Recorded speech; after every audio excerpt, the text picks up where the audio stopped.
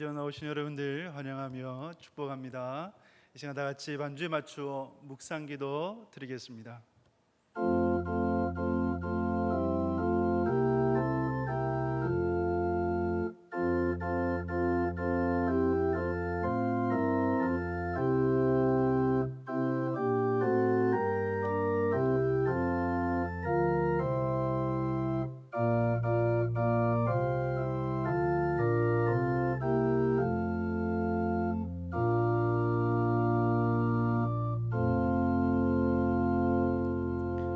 찬송가 197장 함께 찬양 들으신 후에 예배를 위해서 정창원 수집사님 기도해 주시겠습니다.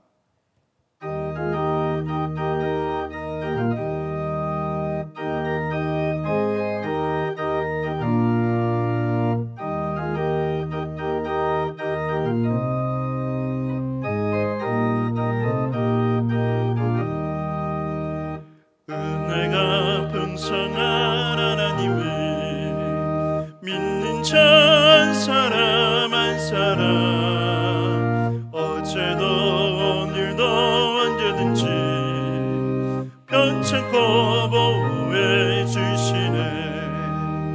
주여 성령의 은사들이 오늘도 내려 주소서. 성령의 뜨거운 불길로서 오늘도 충만케 하소서. 정욕과 죄악에 물든 맘을 성령의 불길로 태우사 정결케 하소서. 태우소서. 깨끗게 하여 주옵소서. 주여 성령의 은사들이 오늘도 내려 주소서. 성령의 뜨거운 불길로서 오늘도 충만케 하소서. 희생의 제물로 돌아가신 어린 양 우리 주 예수여 구속의 은혜를 내리시사 오늘도 구원해 주소서. 주여 성령의 은사들이 오늘도 내려 주소서. 성령의 뜨거운 불길로서 오늘도 충만케 하소서. 주님의 기쁘신 은혜만을 세상에 널리 전하리니 하늘의 능력과 권세로서 오늘도 입혀 주옵소서. 주여 성령의 은사들이 오늘도 내려 주소서.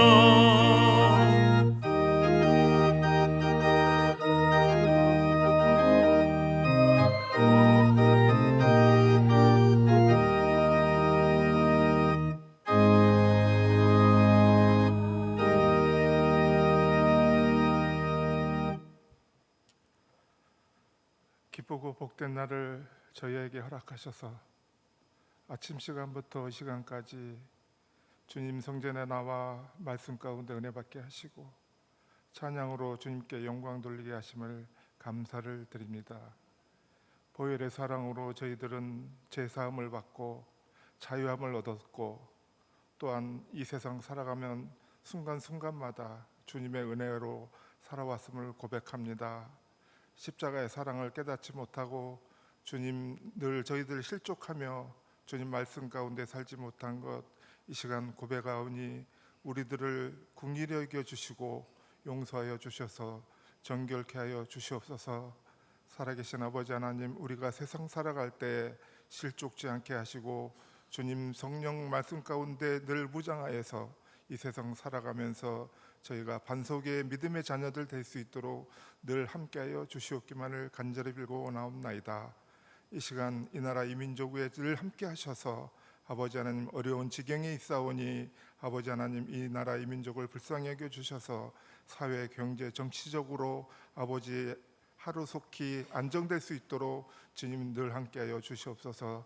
특별히 코로나19로부터 우리를 보호해 주시옵시고 아버지 하나님 주님 성전에 속한 우리 모든 교우들이 아버지 하나님 이 세상 환난 풍파로부터 아버지 하나님 우리가 안전하게 보험을 받을 수 있도록 함께하여 주시옵소서.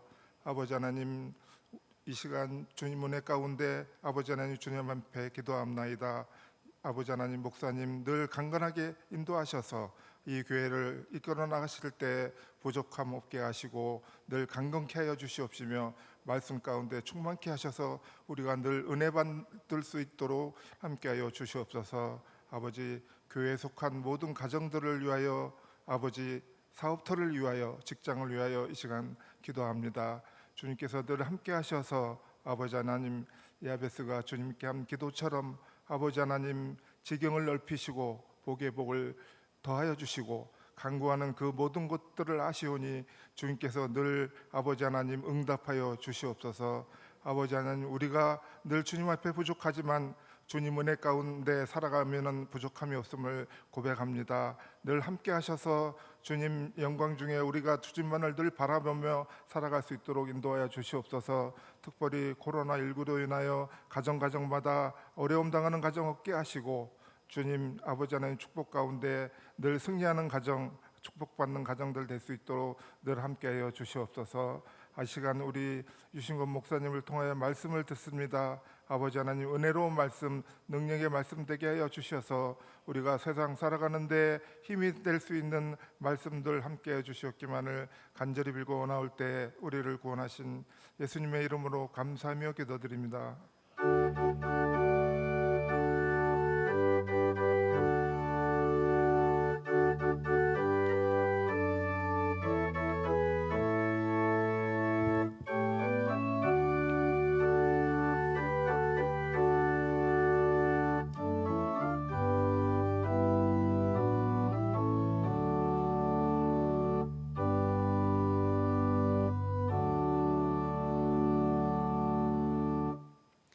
오늘 우리에게 주시는 하나님의 말씀 누가복음 15장 말씀입니다.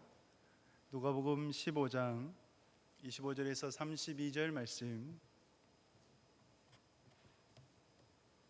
제가 봉독하겠습니다. 마다들은 밭에 있다가 돌아와 집에 가까이 왔을 때에 풍악과 춤추는 소리를 듣고 한 종을 불러 이 무슨 일인가 물은데 대답하되 당신의 동생이 돌아왔음에 당신의 아버지가 건강한 그를 다시 맞아 들이게 됨으로 인하여 살찐 송아지를 잡았나이다 하니 그가 노하여 들어가고자 하지 아니하거늘 아버지가 나와서 권한대 아버지께 대답하여 이르되 내가 여러 해 아버지를 섬겨 명을 어김이 없거늘 내게는 염소 새끼라도 주어 나와 내 벗으로 즐기게 하신 일이 없더니 아버지의 살림을 창녀들과 함께 삼켜보는 이 아들이 돌아오매 이를 위하여 살찐 송아지를 잡으셨나이다.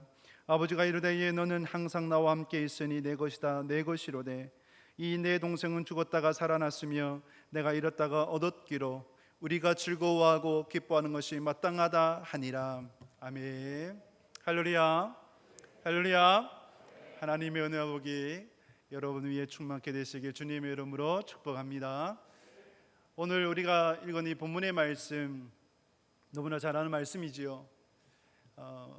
누가복음 15장 말씀은 잃은 양의 비유 그리고 잃은 드라크마의 비유 그리고 이 잃은 아들의 비유를 통해서 죄인과 세리들을 향한 주님의 마음이 어떠한가, 죄인을 구원하러 오신 이 땅에 오신 주님의 마음이 무엇인가를 너무나 잘 보여주고 있습니다. 그런데 오늘 우리가 읽은 이 본문 속에서 보게 되면 잃은 둘째 아들을 향한 그 말씀보다 큰 아들을 향한 말씀을 보게 되고 누가 진짜 탕자인가를 우리가 다시 한 번 더 생각하게 됩니다.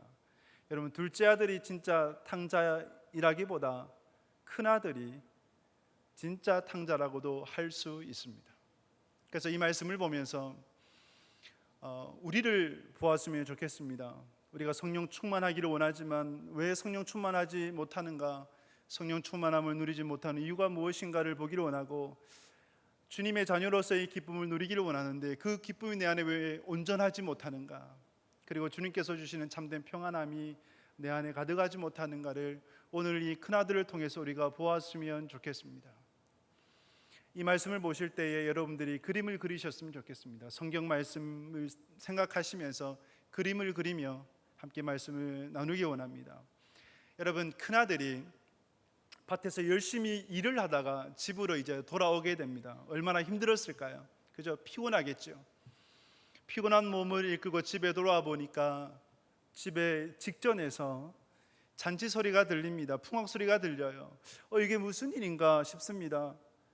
종을 불러서 묻습니다. 그 종이 하는 말이 당신의 동생이 돌아왔고 그것이 너무 기뻐서 아버지가 살찐 송아지를 잡아다가 잔치를 이렇게 베풀고 있노라라고 이야기를 합니다. 이때 큰아들은 너무 화가 나는 거예요. 화가 나서 집에 들어가지도 않고 있으니까 아버지가 나와서 큰아들에게 권합니다. 같이 들어가서 함께 잔치를 즐기자라고 권합니다. 그런데 이 큰아들이 들어갑니까? 안 들어가요. 그러면서 아버지에게 불평과 원망을 쏟아냅니다. 내가 아버지를 여러 해 동안 섬겨왔고 명을 어김이 없는데 나를 위해서는 염소 새끼 한 마리도 잡아서 주지 않았는데 창녀들과 함께 이렇게 허비하다가 돌아온 이 아들을 위해서는 어떻게 살찐 송아지를 잡아다가 잔치를 베풀 수 있노라고 그렇게 아버지를 향해서 원망을 퍼붓습니다. 그때 아버지가 이 큰아들에게 하셨던 그 말씀, 나는 너와 항상 함께 있지 않느냐, 내 것이다 너희 것이지 않느냐, 죽었다가 살아난, 잃어버렸다가 다시 찾은 이 아들이 돌아왔는데 어떻게 기뻐하지 않을 수가 있느냐, 함께 들어가서 우리가 즐거워하자라고 말씀을 합니다. 자, 여러분, 큰아들의 모습 속에 우리들의 모습이 보이지 않습니까? 큰아들의 모습이 왜 진짜 탕자인가? 그의 대답 속에, 그의 태도 속에 너무나 잘 드러나고 있습니다. 이러한 본문 말씀을 통해서 우리가 큰아들이 무엇을 잘못하고 있는지를 살펴보기를 원합니다. 우리 28절 말씀 같이 한번 읽겠습니다. 그가 노하여 들어가고자 하지 아니하거늘 아버지가 나와서 권한대. 아멘. 여러분, 이 말씀 속에 큰아들의 잘못이 보이십니까? 그가 노하여서, 큰아들이 분노로 가득했습니다. 그래서 노하다는 단어를 보게 되면 여러분, 과일 있죠. 열매가 즙이 가득해서 건들면 터질 듯한 그 모습 상상이 되십니까? 바로 그 모습입니다. 큰아들의 분노가 가득해서 조금이라도 건드면 폭발할 것 같은 그 모습입니다. 그런데 과일의 즙이 한순간에 차지 않습니다. 서서히 차오릅니다. 그것처럼 큰아들의 분노가 있지 않습니까? 한순간에 일어난 것이 아니라 서서히 점점점 차올랐던 것을 볼 수가 있습니다. 아버지의 재산을 갖고 가버렸던 그 둘째 아들을 생각하면서 또 그를 향한 아버지의 태도를 바라보면서 이전부터 지금까지 계속해서 차올랐던 그 분노, 그것이 이제 와서 터져버린 것입니다. 그러면서 이 둘째 아들의 모습을 보게 되면 얼마나 교만한가를 보게 됩니다. 그 교만함이 어디서 나타나냐면 동생을 일컬어서 뭐라고 부릅니까? 동생이라 얘기하지 않고 이 아들이라고 일컫습니다. 더 이상 둘째는 내 동생이 아니라 함께 할 수 없는 존재라는 것입니다. 왜요? 아버지의 재산을 갖고 가버렸고, 그리고 어떻게 지냈어요? 창녀들과 함께 그렇게 허랑방탕하게 살았기 때문에 저 사람은, 저 둘째 아들은 나와 다르다라는 영적 교만함이 그 속에 있습니다. 그래서 나는 저 사람과 달라, 나는 저와는 달라 라는 그 마음이 그대로 있습니다. 여러분, 이 모습이 누구의 모습입니까? 그 당시에 바리새인과 서기관들의 모습입니다. 그리고 성경에 보면 이러한 영적 교만의 대표적인 모습이 있습니다. 누구일까요? 니느웨를 향해서 선포하라고 했을 때 불순종했던 선지자 요나라고 할 수가 있습니다. 어떻게 니느웨가 심판을 통해서 멸망당해야 되는데 하나님의 복음을 증거할 수 있노라고 하면서 거부했던 요나의 모습, 영적으로 교만했던 그 요나의 모습이 바로 큰아들의 모습이었고, 그 시대의 바리새인과 서기관들의 모습이었습니다. 혹여나 이 모습이 우리 안에 있지 않았습니까? 우리가 신앙생활 하면서 나는 저 사람과 달라, 격이 달라 라고 하면서 함께 하지 못하고 그리고 동료하지 못했던 그 모습이 우리의 모습이 아닙니까? 예배를 드리러 나오는데 우리는 때로는 가면을 쓰고 들어와요. 그리고 아닌 척, 없는 척, 거룩한 척 할 때가 있습니다. 주님은 그 모습을 보십니다. 그리고 그 중심을 보십니다. 영적 교만한 성도는 하나님의 은혜를 누릴 수가 없습니다. 성령 충만함을 누릴 수가 없어요. 이 모습이 바로 큰아들의 모습이었습니다. 또 다른 말씀 속에서 큰아들의 잘못을 보게 되면 29절 말씀입니다. 29절 함께 읽겠습니다. 아버지께 대답하여 이르되 내가 여러 해 아버지를 섬겨 명을 어김이 없거늘 내게는 염소 새끼라도 주어 나와 내 벗으로 즐기게 하신 일이 없더니. 아멘. 여러분, 여기서 몇 가지를 보게 됩니다. 여러 해 동안 아버지를 섬겼다라고 얘기를 합니다. 아버지를 섬겼다. 이것이 바른 모습일까요? 섬겨라는 단어의 원어적 의미를 보게 되면 순종하다, 복종하다의 의미도 있지만 그러나 노예가 되다, 종이 되다라는 뜻이 있습니다. 이 큰아들은 아버지에게서 아들로서 살아갔다기보다 섬겼어요. 무엇으로요? 종처럼, 노예처럼 섬긴 것입니다. 노예로 살아가는 자와 아들로 살아가는 자는 다릅니다. 노예는요, 억지로 하죠. 의무적으로 해요. 해야 되기 때문에 합니다. 그러나 자녀는 어떻습니까? 기쁨으로 하죠. 즐거움으로 해요. 자원함으로 해요. 왜요? 아버지의 것이 다 누구 거예요? 내 것이잖아요. 그래서 무엇을 해도 기뻐하고 즐거워하고 그 다음에 자원함으로 그 일들을 해나가는데 이 큰아들은 노예처럼 일을 하게 됩니다. 내가 아버지를 여러 해 동안 섬겼다고 얘기합니다. 종처럼 섬겼는데 라는 그런 불평원망을 하고 있는 것입니다. 여러분들의 신앙 가운데에 노예형으로 나아가십니까? 아니면 자녀들로 나아가십니까? 다르지요. 자녀됨의 신앙은 기쁨으로, 즐거움으로, 자원함으로 해나갑니다. 그러나 노예처럼 신앙생활하는 사람은 억지로 해요. 의무적으로 해요. 그런 이에게는 참된 기쁨이 없는 것입니다. 우리를 한번 돌아봤으면 좋겠습니다. 그리고 아들의 모습, 아들의 어떤 표현 가운데 명을 어김이 없다라고 얘기를 합니다. 아버지의 명령을 어긴 적이 없다라고 얘기해요. 이것이 어떤 모습일까요? 율법주의적 모습, 율법주의자의 모습이 되어집니다. 내가 아버지의 명을 어긴 적이 없고 아버지의 명이라고 하면 내가 철저하게 지켰노라. 여러분, 성경에서 어디 많이 들어보았지 않습니까? 보았지 않습니까? 누구라고 할 수 있을까요? 부자 청년 기억하십니까? 부자 청년이 예수님께 나와서 어떻게 하면 구원을 얻을 수 있냐고, 제가 어릴 적부터 모든 율법은 다 지켰다고. 그런데 예수님께서 뭐라 말씀하세요? 재물을 팔아서 가난한 자에게 나눠주라. 그러니까 그 청년이 슬퍼하며 근심하며 돌아가게 됩니다. 재물이 많았던 그 부자 청년, 바리새인과 죄인 세리의 기도를 보게 되면 바리새인이 어떻게 기도합니까?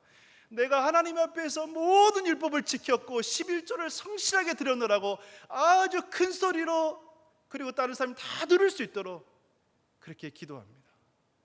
외식적인 모습이고 그리고 형식에 치우친 그 모습이 되어집니다. 바리새인과 서기관들의 그 모습을 예수님께서 말씀합니다. 여러분, 율법주의자들을 보게 되면 그들의 어떤 이제 논쟁, 추구하는 것을 보게 되면 아디아포라라고 할 수가 있습니다. 이것이 뭐냐면, 아디아포라가 뭐냐면 크게 중요하지 않는 것이라고 할 수가 있어요. 구원에 관한 문제가 아니라, 진리에 관한 문제가 아니라 전통에 관한 문제예요. 그래서 예를 들면, 우리의 예를 들면, 여러분, 제가 이제 중고등학교 때만 하더라도 주일날에 공부를 하면 안 되었습니다. 주일날 공부하면 큰일 나요. 그래서 주일날 공부하지 마라, 아무것도 하지 마라 라 얘기를 합니다. 오직 즐겨라 라 얘기를 합니다. 그래서 시험 기간이 되는데 조반심이 나는 거예요. 그래서 어떤 때는 밤 12시가 되기를 기다렸다가 땡 치면 그때부터 시험 준비를 한 적이 있습니다. 결과가 잘 나왔을까요? 네, 그것은 답하지 않겠습니다. 어쨌든 그러한 문제들, 이것이 아디아포라의 문제입니다. 여러분, 우리가 신앙생활을 할 때에 아주 사소한 것에 너무 집착하지 말았으면 좋겠습니다. 크고 멀리 넓게 바라보았으면 좋겠습니다. 율법주의적인 모습이 아니라 주님께서 주신 그 사랑으로 품을 수 있기를 바랍니다. 여러분, 독수리가 왜 어떻게 하늘의 제왕이 될 수 있었습니까? 참새가 갖지 못한 넓은 시야가 있었기 때문입니다. 여러분들이 하늘의 제왕처럼, 하늘의 제왕인 독수리처럼 그러한 여러분 될 수 있기를 주님의 이름으로 축복합니다. 멀리 보십시오. 넓게 보십시오. 크게 보십시오. 주님의 구속사를 보시길 바라고, 하나님의 나라와 의를 바라보시길 바라고, 그래서 함께 율법이 아니라 사랑 안에서 품으며 동력하며 나아가는 그런 기쁨이 충만케 될 수 있기를 주님의 이름으로 축복합니다. 또 한 가지 보게 되면 이 큰아들의 모습 속에 이렇게 불평하죠. 내게는 왜 염소 새끼 한 마리도 주지 않냐라고 그렇게 불평합니다. 이것이 어떤 모습일까요? 시기하고 질투하는 모습입니다. 시기 질투형의 성도들. 큰아들이 왜 이 시기 질투에 사로잡혀 있었을까요? 사촌이 땅을 사면 뭐가 아파요? 배가 아프다는 말이 있습니다. 그처럼 한국인들의 어떤 가슴 속에도 이 시기 질투가 너무 강한 것 같습니다. 여러분, 왜 이렇게 시기하고 질투할까요? 성경에 보면 여러 인물들이 있습니다. 동생 아벨을 시기했던 가인이 있지요. 다윗을 시기했던 사울 왕이 있죠. 그리고 포도원 일꾼들이 있습니다. 바나바를 시기했던 아나니아와 삽비라가 있습니다. 시기 질투의 어떤 결과는 무섭습니다. 그런데 사람들이 왜 이렇게 시기할까요? 질투에 휩쓸려 버릴까요? 여러분, 그것은 다른 것이 아니라 자기 사랑 때문입니다. 저는 이렇게 붙이고 싶습니다. 자기를 사랑함이 일만하게 뿌리니라. 여러분, 자기 사랑 때문에 그렇습니다. 그러면 자기를 미워해야 되나요? 아니요. 성경에서는요, 자기 부인이라고 얘기를 합니다. 자기를 부인해라. 나를 부인하고 누가 살아요? 예수 그리스도가 사는 사람. 이제는 우리가 누구든지 자기를 위하여 사는 자도 없고 자기를 위하여 죽는 자도 없도다. 우리가 살아도 주를 위하여 살고 죽어도 주를 위하여 죽나니 사나 죽으나 우리는 주님의 것입니다. 그러므로 우리는 자기 사랑이 아니라 자기를 미워하는 것도 아니고 자기 부인이 되어져야 됩니다. 여러분, 이렇게 큰아들을 보게 되면 붙잡혔어요. 영적으로 교만합니다. 그리고요, 노예처럼 살아왔습니다. 율법주의적인 모습이 있습니다. 시기하고 질투합니다. 안 좋은 것은 모두 갖고 있는 어떤 패키지처럼 보여집니다. 그런데 이 모습이 누구의 모습이 되어질까요? 혹여나 우리의 모습이 아닙니까? 큰아들이 왜 아버지의 자녀됨의 특권을 누리지 못했는가? 바로 이러한 이유 때문입니다. 사랑하는 여러분, 혹여나 이 모습이 우리 안에 있다면 속히 버릴 수 있는 여러분 되시길 주님의 이름으로 축복합니다. 그리고 아버지의 마음을 알고 그 아버지의 뜻 가운데 거할 수 있는 여러분 되시길 바랍니다. 그러면 자녀됨의 특권을 어떻게 우리가 회복할 수가 있는가? 어떻게 누릴 수가 있는가? 아버지의 말씀을 통해서 우리가 알아보기를 원해요. 여러분, 아버지가 아들에게, 큰아들에게 했던 그 말씀을 보게 되면 주님의 마음이 가장 잘 드러나는 그러한 성경 말씀이라고 할 수가 있습니다. 먼저는 28절 우리가 보았던 말씀인데요, 28절 한 번 더 읽어볼까요? 시작. 그가 노하여 들어가고자 하지 아니하거늘 아버지가 나와서 권한대. 아멘. 큰아들이 들어가지 않으니까 아버지께서 어떻게 합니까? 나오셔서 직접 권합니다. 여기서 권한다고 하는 것은요, 반복적으로, 단회성이 아니에요. 반복적으로 권하는 겁니다. 권면하는 거예요. 자, 아들아, 들어가자. 들어가서 우리가 함께 잔치에 즐거워하고 잔치의 기쁨을 누리자라고 그렇게 권면하는 것입니다. 근데 이 큰아들은요, 듣지 않아요. 여전히 자기 생각에 사로잡혀서 영적 교만함과 불평, 원망, 노예, 율법주의적으로 시기와 질투에 쌓여서 들어가지 않습니다. 소아시아 7교회 중 맨 마지막에 주님께서 말씀하셨던 그 교회, 어느 교회입니까? 라오디게아 교회를 향해서 주님께서 말씀하죠.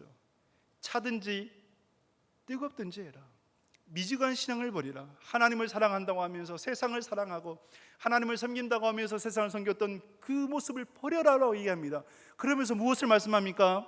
요한계시록 3장 20절에 보면 볼지어다 내가 문 밖에 서서 두드리노니 누구든지 내 음성을 듣고 문을 열면 내가 그에게 들어가 그로 더불어 먹고 그는 나와 더불어 먹으리라 말씀합니다. 주님께서 뭘 하세요? 마음의 문을 두드리신다고 말씀합니다. 두드리세요. 두드려서 그 마음의 문을 열면 함께 먹고 함께 교제하며 풍성함을 누리게 될 것이라고 말씀합니다. 더 이상 미지근한 신앙 속에 살지 말고 주님의 음성 가운데 마음의 문을 활짝 열어서 주님의 그 풍성함을 함께 누리자라고 말씀하는 겁니다. 아버지가 큰아들을 권면한 것처럼 우리의 마음의 문을 주님께서 지금도 두드리고 계신다는 거예요.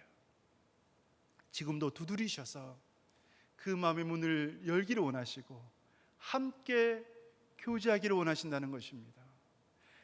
누가복음 15장 16절에 보면 15장 16장에 보면 이것이 너무나 잘 드러나요. 여러분 15장에서 잃은 양의 비유, 그리고 잃은 드라크마 비유, 잃은 아들의 비유, 이것을 통해 주님의 마음을 보여주십니다.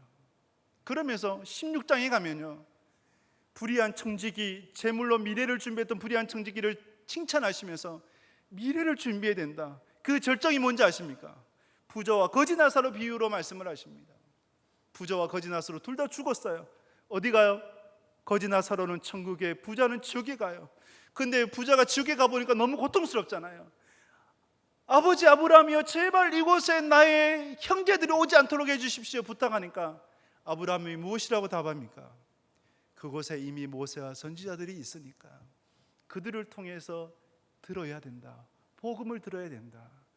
그것을 통해서 구원을 받을 수 있다라고 말씀을 합니다. 계속해서 권하는 거예요. 지금도 우리 주님이 여러분들 향해서 권면하시는 거예요. 여러분들의 마음의 문을 두드리고 계시는 거예요. 주님의 음성에 귀 기울이시길 축복합니다. 그리고 순종하시기 바랍니다. 마음의 문을 열어 주님의 그 음성 가운데 순종함으로 풍성함의 그 은혜를 누리시기 주님의 이름으로 축복합니다. 두 번째는 31절 말씀입니다. 우리 31절 같이 읽겠습니다. 아버지가 이르되 예 너는 항상 나와 함께 있으니 내 것이다 내 것이로되 아멘. 여러분 주님의 마음이 느껴지십니까? 내가 너와 항상 함께 있지 않느냐, 내 것이다 내 것이지 않느냐. 주님께서 말씀합니다. 먼저 우리와 항상 함께 하시는 주님을 바라보았으면 좋겠습니다. 내가 너와 항상 함께 한다. 근데 큰아들은 아버지가 나와 함께 한다 이것을 누리질 못했어요. 아버지와 나와 함께 한다는 이 소중함을 깨닫지 못했습니다. 여러분들은 잘 알고 계십니까? 그것을 깨닫고 누리고 계십니까? 제가 초등학교 5학년 때 이제 집을 떠나서 유학 아닌 유학, 부모님을 떠나서 이제 한 2년은 친척 집에 얹혀 살고, 그리고 중학교 때부터는 자취를 했는데 그제서야 알았습니다. 부모님과 함께 한다는 것이 얼마나 귀한 것인가 그제서야 알았습니다. 친척 집에 얹혀서 살아보니까 내 어머니 내 아버지와 함께 하는 것이 얼마나 귀한 것인가를 그때 깨닫게 돼요. 그제는 알았어요 몰랐어요? 그 소중함은 몰랐습니다. 둘째 아들도, 그 큰아들도 마찬가지예요. 몰랐어요. 여러분들은 이 소중함, 이 귀함을 아시길 주님의 이름으로 축복합니다. 내가 너와 항상 함께 있지 않느냐 말씀을 합니다. 여러분, 아프리카의 선교, 아프리카의 개척자, 의사였던 그러한 리빙스턴을 기억하십니까? 리빙스턴이 이렇게 아프리카 선교를 잠시 중단하고 고국 영국으로 돌아왔을 때에 한 강단에 이제 대학에서 명리학 박사를 줬습니다. 명리학 박사 수유하는 자리였는데 보통 명리학 박사를 수유하는 자리에서 학생들이 굉장히 좀 냉소적입니다. 야유를 보낸다 그래요. 근데 리빙스턴은 강단에 섰을 때, 단에 섰을 때 그 냉소가 사그라져 버리는, 잠잠해 버리는, 왜냐하면 그 모습 속에 정말 그 아프리카 선교사로서의 병약함, 사자에게 뜯기기로 했던 그 몸, 수십 차례 죽을 위기를 넘기면서 겨우겨우 버텨왔던 그 모습이 보였기 때문입니다.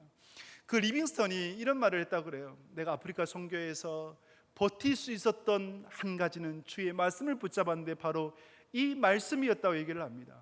그 말씀은 마태복음 28장 20절 말씀입니다. 내가 너에게 분부한 모든 것을 가르쳐 지키게 하라. 볼지어다 내가 세상 끝날까지 너희와 항상 함께 있으리라. 아멘. 항상 함께 있으리라. 그 말씀을 붙잡았다고 합니다. 그리고 아프리카로 다시 돌아갔어요.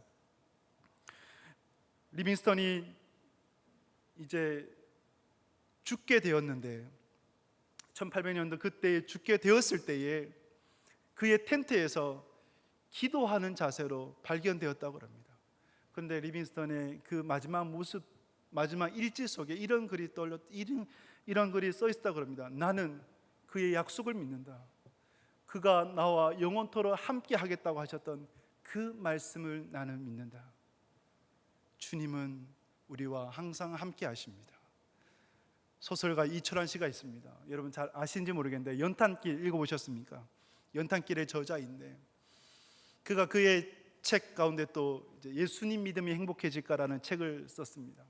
그 내용 일부를 소개해드리고 싶은데 그 이철환 씨가 이명증 그리고 어지럼증이 너무 심했습니다. 여러분 이명증 혹시 아십니까? 여러 가지가 있다 그래요. 귀에서 울리는 소리가 어떤 애기 울음소리, 매미 소리 갖가지가 있는데 가장 고통스러운 게 전기톱으로 쇠 깎는 소리라고 합니다. 전기톱으로 쇠 깎는 소리가 24시간 1999년도부터 지금까지 계속해서 들린다고 합니다. 너무 고통스러워서 어지럼증이 오니까 우울증이 오고 불면증이 오고 자살 충동까지 오게 되는, 병원에 가는데 그냥 걸어갈 수가 없어서 아내의 손에 의지해서 지팡이에 의지해서 그것도 안 되면 아이가 타는 킥보드에 의지해서 그렇게 겨우겨우 병원까지 가게 되는. 근데 예배를 너무 드리고 싶은 거예요. 이렇게 여러분 본당에 앉아서 예배 드리고 있다는 게 굉장히 축복입니다. 본당에 앉아서 예배를 드리고 싶은데 근데 못 드려요. 이 마이크 소리가 폭풍 소리, 대포 소리처럼 들린다 그래요. 그러니까 어떻게 하면 예배 드릴 수 있을까? 그래서 이철환 씨가 찾았어요. 화장실에도 가봐요, 잠옷실에도 가봐요, 이곳저곳 가봤는데 도저히 예배를 못 드리는 거예요. 찾다가 겨우 드릴 수 있는 곳을 찾았는데 본당에 올라가는 야외 계단이었다고 합니다. 야외 계단에서 겨우 목사님의 말씀을 들을 수 있었고 그 목사님 말씀을 들으면서 하나님의 말씀을 깨달을 수 있었다고 합니다. 근데 야외 계단이니까 비가 오면 비를 맞으면서 눈이 오면 눈을 맞으면서 추운 날에는 그 추위를 견뎌내면서 그렇게 예배를 드렸다는 거예요. 이 모습을 그림을 그리는데 제 안에 울림이 있습니다. 그 중심을 보게 됩니다. 하나님이 그 예배를 받으셨을까요? 받지 않으셨을까요? 받으시지요. 하나님이 그와 함께 하셨을까요? 안 하셨을까요? 함께 하시지요. 함께 하시지요. 어느 곳에 있든지 주님께서 함께 하시는 것입니다. 세상 끝날까지 내가 너희와 항상 함께 있으리라. 주님께서 오늘 우리에게 주시는 말씀입니다. 그러므로 여러분 주님과의 연합함을 통해서 주님과의 동행함을 누릴 수 있는 여러분 되시길 주님의 이름으로 축복합니다. 마지막으로 여러분 내 것이다, 내 것이라고 말씀합니다. 주님의 것이 다 우리의 것이라고 하는 거예요. 여러분 이것이 느껴지십니까? 이 감동함이 전해지십니까? 저는 이 말씀을 묵상하는데 내 것이다 내 것이니 라는 이 말씀을 묵상하는데 제 안에 솔직히 말씀드리면 새벽 기도 때 이 말씀 붙잡고 기도하는데 별 울림이 없었어요. 너무 추상적이었고 붙잡히는 것이 없었습니다. 그래서 이 말씀 붙잡고 계속 묵상하며 기도했습니다. 내 것이다 내 것이라고 말씀하는데 하나님 이름 부르면서 기도하는데 하나님께서 제 안에 울려주세요. 무엇을 울려주셨냐면 헵시바 뷰라를 울려주십니다. 여러분 헵시바가 무슨 뜻입니까? 제가 4월에 이 본문을 두고 설교했었는데 기억나십니까? 기억나는 줄 믿습니다. 네, 헵시바 내 기쁨이 너 안에 있어. 곧 너는 나의 기쁨이야. 빌라, 너는 나의 신부야 라고 말씀합니다. 내가 뭔데? 그죠? 우리가 뭔데? 주님께서 우리를 보면서 너는 나의 기쁨이야 라고 말씀해 주시는 거예요. 허물 많고 연약한 우리들을 보면서 너는 나의 신부야 라고 말씀을 합니다. 여러분, 임신한 아내가 무엇을 먹고 싶다 그래요. 그러면 남편 어떻게 합니까?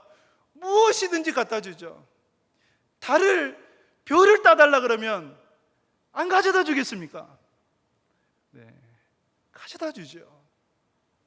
주님께서 우리를 향해서 신부라고 말씀을 하는 거예요. 이처럼 우리를 사랑하시는데 우리에게 무엇이든지 주시지 않으시겠습니까? 할렐루야. 그 아들을 우리에게 내어주신 그분이 우리에게 무엇을 아까워하시겠습니까? 이 말씀이 바로 내 것이다, 너희 것이라고 말씀하는 거예요. 내 것이다, 너희 것이다. 큰아들이 여러분 왜 얻지 못했습니까? 내게는 왜 염소 새끼 한 마리도 주지 않았습니까? 라고 얘기를 합니까? 뭘 하지 않았어요? 구하지 않았죠. 그렇죠? 구하지 않았어요. 그런데 우리 가운데 착각하지 말아야 합니다. 하나님은 우리가 달라는 것을 주시는 분이 아니시죠. 하나님 보실 때 우리에게 필요한 것을 주시는 분이십니다. 할렐루야. 여러분, 다시 말씀드리면 하나님은 우리가 필요로 하는 것을 주시는 분이 아니라 하나님이 보실 때 필요한 것을 주시는 분이십니다. 인생에 힘들고 어려운 때 여러분, 약속의 다이얼 333 꼭 기억하셨으면 좋겠습니다. 약속의 다이얼 333, 이게 뭔지 아십니까? 약속의 다이얼 333 뭐겠습니까? 예레미야 33장 3절 말씀입니다. 약속의 다이얼 333, 너는 내게 부르짖으라, 내가 내게 응답하겠고 내가 알지 못한 그 비밀한 일을 내게 보이라 말씀하시는 겁니다. 하나님은 놀라운 분이십니다. 이스라엘 백성들이 출애굽을 하고 홍해가 갈라지는 환호, 행복은 그래 오래 길지 않습니다. 3일째 가지 않았는데 어디에서요? 마라에서 원망, 불평, 쓴 물을 보면서 쏟아냅니다. 그때 하나님께서 이스라엘 백성들에게 준비한 것이 있었습니다. 뭔지 아세요? 불과 10km도 떨어지지 않는 곳에 있었던 엘림이었습니다. 출애굽기 15장에 보면 엘림을 소개하면서 물샘이 12이나 있었고 그리고 종려나무 가지가 70그루나 있었다 얘기를 합니다. 제가 이제 즐겨보는 방송이 세계 테마기행이고, 세계 테마기행에 보면은 이스라엘 편이 있는데 그 이스라엘 편을 보니까 엘림으로 추정되는 그곳이 소개됩니다. 폭포수가, 그 사막 한가운데에 폭포수가 쏟아져 내리고 그리고 그 물이 너무나 맑고 너무나 깨끗합니다. 주님께서 그곳을 예비해 두신 거예요. 놀라운 분이십니다. 마라라는 쓴 물이 있었지만 그러나 10km 떨어지지 않는 곳에 엘림을 예비하셨고 그 엘림을 통해서 주님은 놀라운 은혜를 주셨던 것입니다. 여러분, 영적 교훈 가운데에 엘림은 꼭 무엇을 통해서 가요? 마라를 통해서 간다는 것을 우리가 잊지 말아야 합니다. 마라라는 쓴 인생의 경로를 통해서 엘림으로 들어갈 수 있는 것입니다. 그래서 여러분, 청교도들 인사에 이런 인사가 있다 그럽니다. 이런 인사가 있다 그래요. 가장 좋은 것은 아직 오지 않았습니다. 이 인사가 있다 그래요. 우리 옆에 계신 분들 마스크 쓰셨지만 한번 인사 같이 해볼까요? 가장 좋은 것은 아직 오지 않았습니다. 예. 할렐루야. 가장 좋은 것은 아직 오지 않았습니다. 하나님께서 여러분들에게 놀라운 것, 위대한 것, 크고 비밀한 것들을 여러분들에게 준비해 예비해 두신 줄 믿습니다. 엘림의 은혜가 있는 줄 믿습니다. 제가 소설가 이천환 씨를 소개해드렸습니다. 이 이야기를 마지막으로 소개해드리고 말씀을 마치고자 합니다. 이천환 씨가 이명증으로, 어지럼증으로 너무 고통스러운 거예요. 하나님 앞에 기도했습니다. 하나님, 이것을 좀 고쳐주십시오. 맞서서 이길 수 있게 해주십시오. 그 기도를 드리면서, 그러면서 기도가 바뀌었는데 이렇게 기도했다고 합니다. 고쳐주신다면 이제는 저를 위해서만 살지 않겠습니다. 다른 일을 위해서 살겠습니다. 이 기도가 바뀌었다고 합니다. 근데 기도를 한참 드리는데 마음이 너무 편한 거예요. 하나님께서 그 평안함을 주시더래요. 그러면서 기도가 또 바뀌어졌습니다. 어떻게 바뀌어졌냐면, 하나님, 연탄길이라는 이 책을 TV에 나가서, 텔레비전에 나가서 1시간만 소개하게 해주십시오. 그렇게 바뀌었다고 합니다. 근데 그 당시에 이천환 씨는 무명 작가였습니다. 무명 작가에 누가 불러주겠습니까? 안 불러주지요. 훗날 어떤 일이 벌어졌을까요? 가을의 끝자락에 아침부터 전화벨 소리가 울립니다. 이천환 씨가 그 전화를 들고 통화를 하는데, KBS 방송국입니다. TV는 책을 말하다 이 프로에 나오셔서 연탄길 책을 1시간만 소개해 주십시오. 할렐루야. 별 감동이 없으신 것 같은데, 그 전화를 받고 이천환 씨가 눈물을 흘리면서 그 다음 날에 KBS 방송국에 갔다고 합니다. 그런데 더 놀라운 것이, 이 PD 작가님이 하는 말이, 여름 전부터 연탄길을 준비했고 그리고 이 프로그램에 놓고 있었다고 그렇게 이야기를 합니다. 하나님은 놀라운 분 아니십니까? 놀라운 분이십니다. 그래서 그에 따른 수익금이 엄청났어요. 그 수익금으로 하나님과의 약속대로 연탄길 나눔터, 연탄길 기금을 만들어 어려운 사람을 지금도 돕고 있다. 또 울림이 있는 것은 그 이천환 씨가 이렇게 얘기합니다. 이 돈이 내 돈이 아니기 때문에 이 돈으로 아이에게 좋은 인형, 좋은 식당에 가서 가족이 외식조차도 할 수가 없었다. 이 돈은 내 돈이 아닙니다 라고 그렇게 책에서 쓰고 있었습니다. 말씀을 맺습니다. 사랑하는 여러분, 예수님 믿으면 행복해집니까? 행복해집니다. 행복합니다. 그런데 왜 우리가 이 행복함을 누리질 못하고 있는가라는 질문을 던지면서 큰아들을 바라볼 수 있게 원하고, 영적으로 교만하다면 나는 저 사람과 달라, 영적으로 교만하다면, 아니면 아버지를 섬겼던 것처럼 노예처럼 우리가 신앙생활을 한다면, 율법주의적인 모습에 우리가 갇혀버리고 있다면, 또 다른 이들을 보면서 시기하고 질투한다면 그 부유함을 누릴 수 없는 것 아니겠습니까? 그 모습을 버릴 수 있길 바랍니다. 지금도 주님께서 여러분들에게 권하십니다. 지금도 여러분들의 마음의 문을 두드리고 계십니다. 주님의 음성에 귀 기울이고 그 음성에 순종할 수 있는 여러분 될 수 있기를 축복합니다. 그리고 주님이 우리와 항상 함께 하십니다. 주님의 것이 다 우리의 것입니다. 그리스도와의 연합함을 통해서 자녀됨의 특권을 누릴 수 있는 그러한 저와 여러분 될 수 있기를 주님의 이름으로 축복합니다. 찬송가 304장 함께 찬양 들으신 후에 담임 목사님 광고와 축도함으로 예배를 마치겠습니다. 찬송가 304장입니다.